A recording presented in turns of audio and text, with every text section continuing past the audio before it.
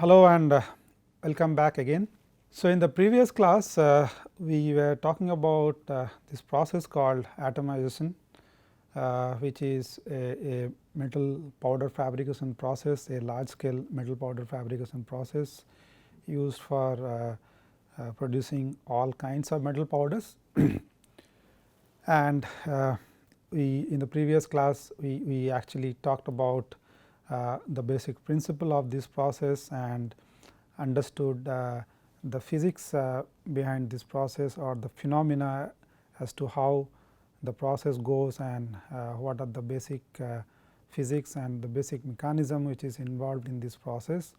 That is what we have learned in the previous class, and we have also seen these process variables and the effect of this process variable on the final particle size. Okay. So, now that we have understood the basic principle of this process, we can go ahead and see the methods now or the equipment which are used to carry out this process of atomization. That is what we are going to talk about in today's class, the different methods or the different kind of equipment which are used for atomization.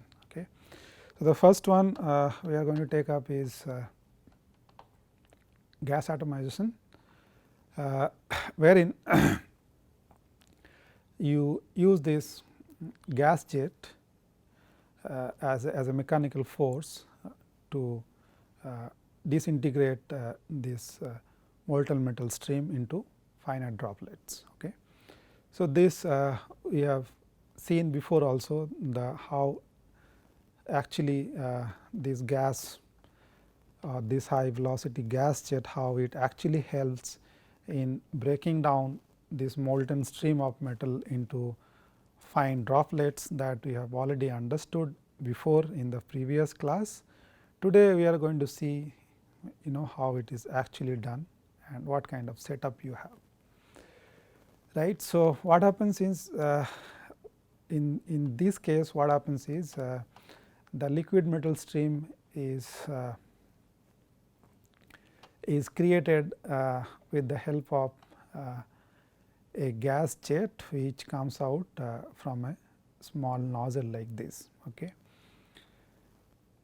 So, the high velocity gas emerging from a nozzle creates a siphon and pulls the molten metal into the gas expansion zone. Okay.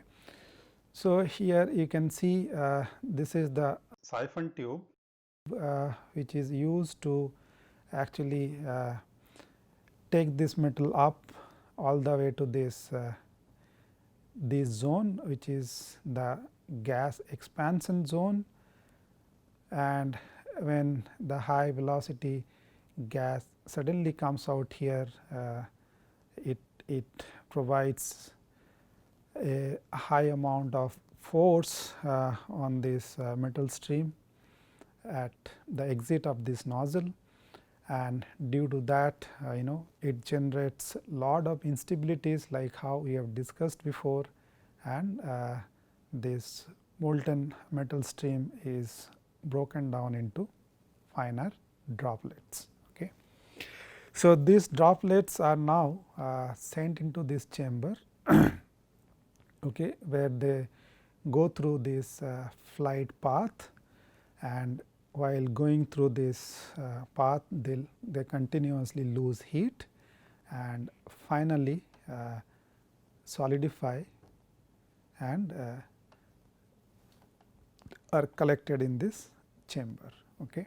And for these molten droplets to pass through it continuously, it is also necessary that some means and ways are there to take care that the gas is not developing any back pressure inside, otherwise this continuous flow of these droplets may be hampered. Okay.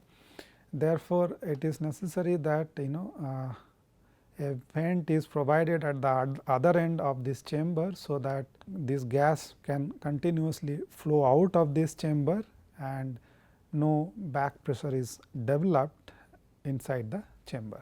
Okay. Right. So, this is the powder which is collected in this chamber, and at the end of this process this powder can be taken out from this chamber and can be further processed if there is a need. Okay. So, this is about the gas atomization process, and in this case you can see this is a horizontal kind of setup where the flow of this metal is in a horizontal direction. Okay. So, this is a horizontal gas atomization setup, but there could be other orientations also. For example, you can also have vertical atomizers. Okay. So, in that case the chamber is vertical and the flow is vertically down. So, in this case this is particularly suitable for high melting point metals, and it can be done in a closed inert gas atmosphere in order to prevent the oxidation of the metal. Okay. So, these are the different steps which are followed in this case. The melt is first prepared by induction melting and is poured into the nozzle. The melt has enough superheat above the melting point, and the requirement for this superheat we have already discussed before as to why you need the melt to have higher superheat or high enough superheat. This is needed because during the entire process or during the entire flight of this from this nozzle all the way down to the bottom of this chamber, this should be in liquid condition.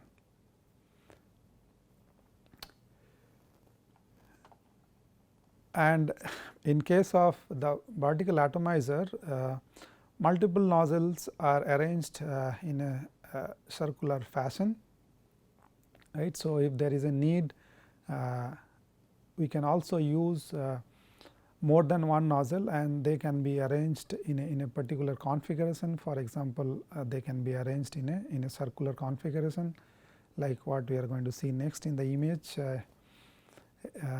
in the next slide. And like what we have seen in this case, an exhaust or an exit path for the gas should be provided, so that there is no building up of any back pressure inside the chamber. So, as we have seen before, in the case of the horizontal design, the filters which are here will provide that channel for the gas to flow out from the chamber. And in case of the vertical unit, a separate cyclone separator is used for the outflow of the gas. Okay. So, that also we are going to see in a little while as to where this cyclone is and how it is connected to the chamber. So, during their flight through the chamber, the droplets will lose heat and solidify as powder in the collection chamber, which is at the bottom of this chamber, as you could see over here. Okay. And there may be finer particles. So, these are the regular particles which are generated during the process and collected over here, but there could be very fine size particles. They can actually float and go along with this gas to this cyclone which is connected over here for the gas to go out. So, this gas can also carry the finer particles from this chamber, and therefore, the finer particles are actually collected in the cyclone instead of in this chamber, right. So, this is how the whole setup looks like. First, as I said, you have to melt the metal, and in order to do that this induction melting furnaces can be used, or a vacuum induction melter can be used. So, this is the primary melting unit where you also have vacuum. So, this is a vacuum induction melting where the metal is first melted, and through that and through this nozzle, this is sent to this chamber over here, where this molten metal actually enters this atomization chamber. Okay. So, here also this part is kept under high temperature. So, there are heaters here, as you could see these red circles which are there. This actually represents a furnace or a heater, so that the melt at this point, at this location, should have higher superheat, as we have talked about before, and then it is sent through this nozzle over here to this atomization chamber. Okay. And here near the nozzle you have this gas jet coming in. So, here you have a gas source which sends this gas at a high velocity to this place, where it suddenly expands, and then there is huge depressurization of the gas, which creates enough instabilities in the molten stream of metal which is coming out through this nozzle, and it is broken down into fine droplets, which then pass through this chamber and gets deposited at this collection chamber as powder. Okay. Right. So, and here you can see again the whole process or the phenomena, like how we have discussed before, particularly at this zone where you have these nozzles through which the high velocity gas comes in, and then it expands. A thin sheet of metal forms first due to this depressurization of the gas, which creates the instabilities. So, this sheet, this thin sheet of metal that you have, the thin sheet of liquid metal,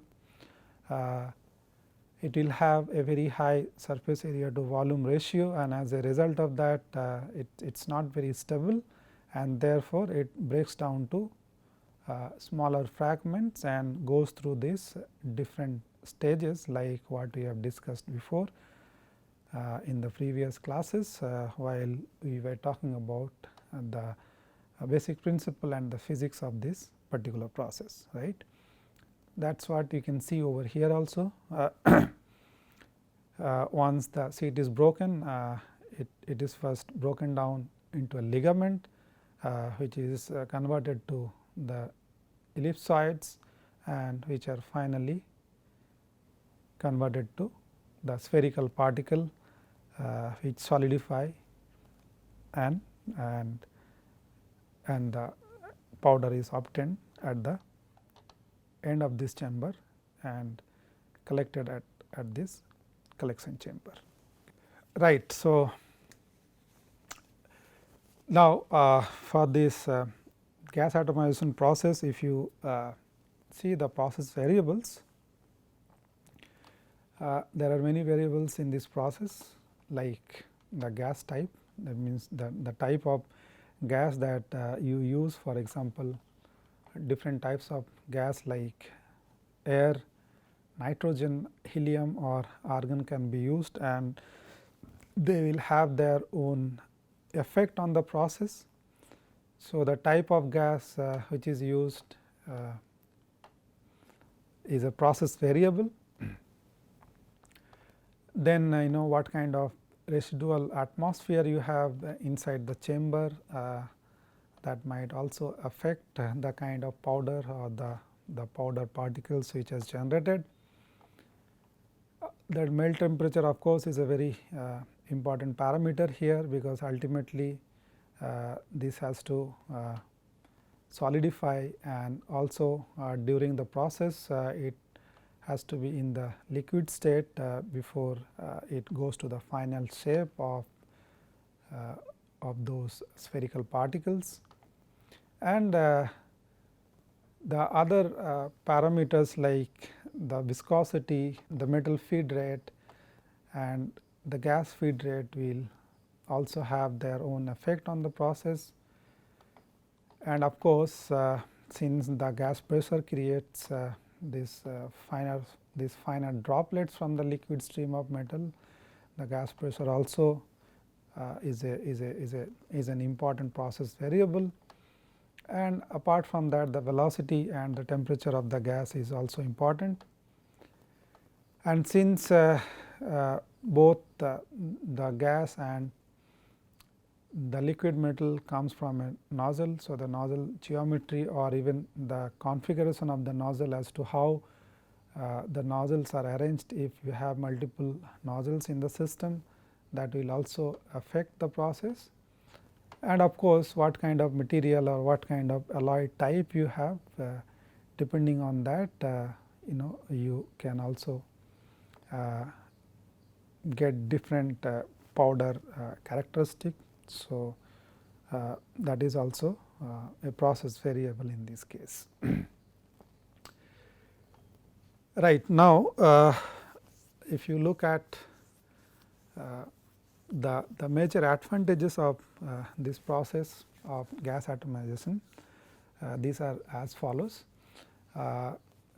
The homogeneity of the product, that is one of the biggest advantages that you have in this process. The powder or the powder particles that you obtain at the end of the process, first of all they are very uniform in size, right. So, if you control the process parameters properly, you will get uniform spherical particles, and the homogeneity is also in terms of the chemistry when you are making alloy powders. So, it can also take care of the chemistry or the homogeneous chemistry of the powder, that also can be taken care by this process.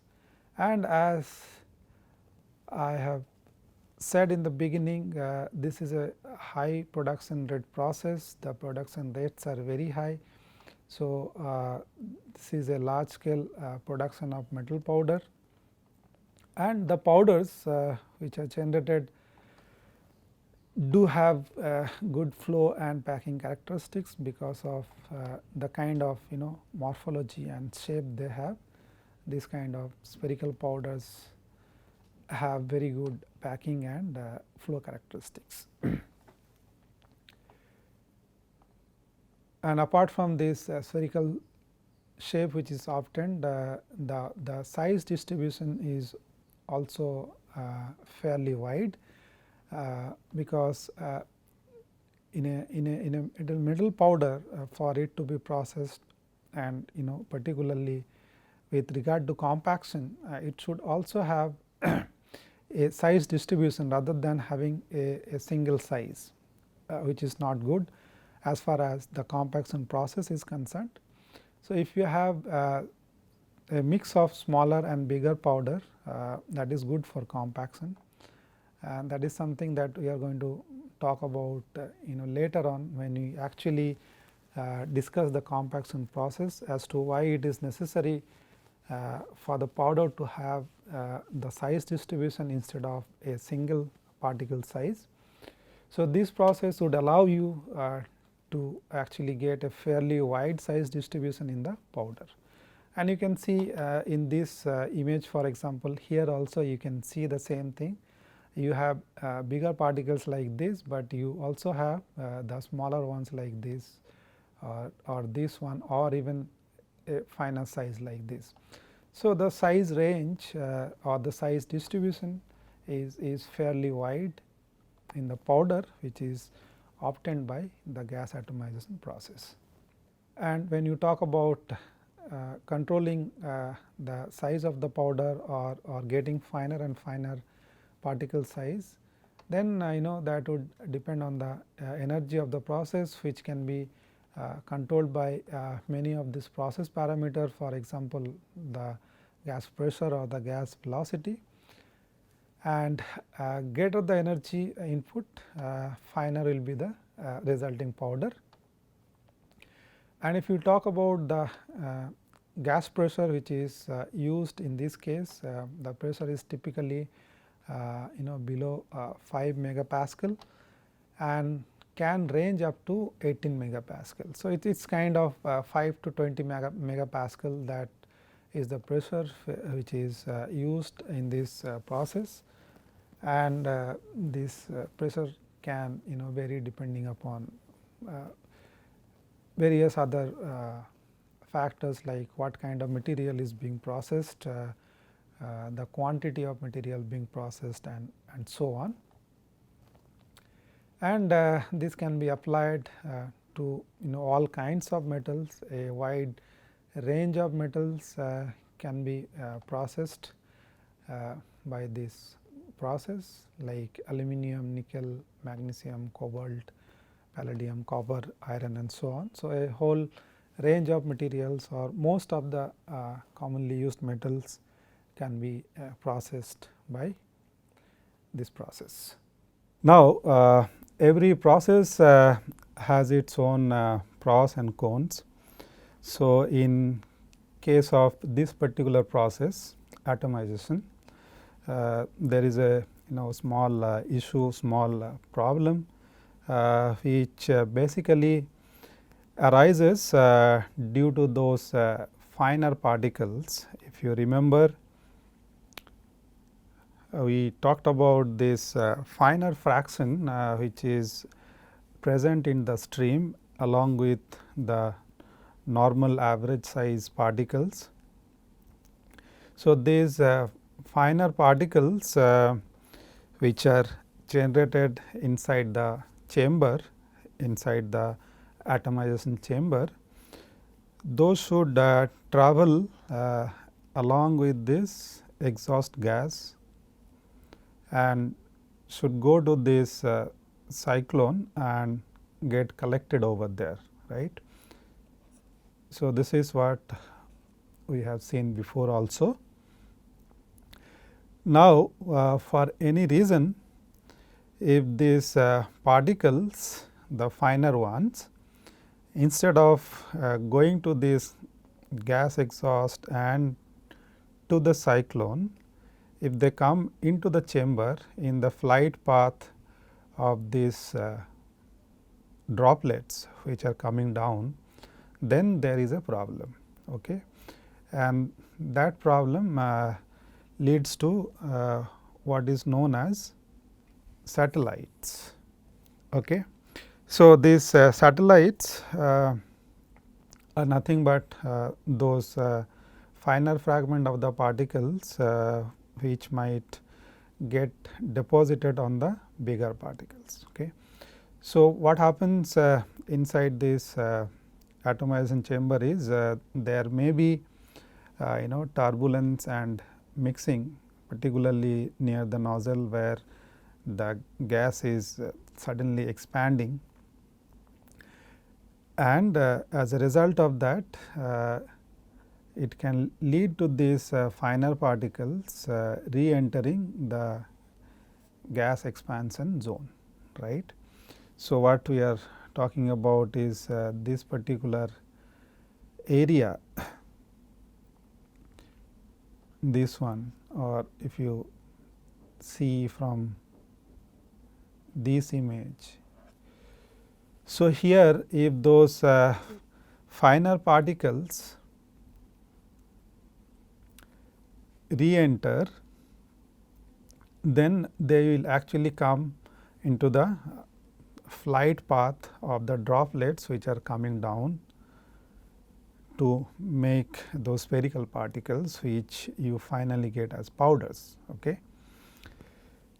So, when these finer particles enter the flight path, they will come in contact with the bigger molten droplets which are actually present in the chamber and which are supposed to make the powder finally, these will come in contact with the smaller particles, and when the when they lose temperature during this flight path coming from top to the bottom, these smaller particles will solidify on the surface of the bigger droplets, okay, which you can see probably from this image over here. You can see finer droplets like this or this, there are several actually sticking to this bigger droplet. Okay. So, when they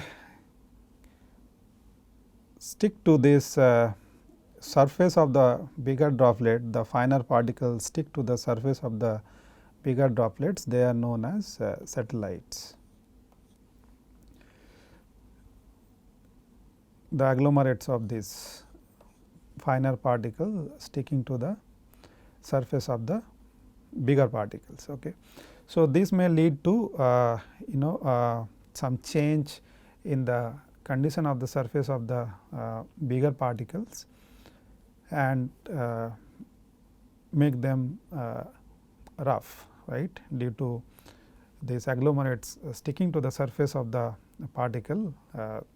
It might turn more rough, and as a result of that the flow property of these powder particles may be hampered. Okay. So, that is a problem which arises due to the smaller particles re-entering the gas expansion zone due to turbulence and mixing. Okay. But nevertheless, if the process is controlled properly, then these finer particles can be prevented from entering the chamber, and they will be taken away by the exhaust gas and carried to the cyclone, where they will get collected. Okay. So, with this we come to the end of this class today. I will see you again for the future classes. For today, that is all I have. Thank you for your attention.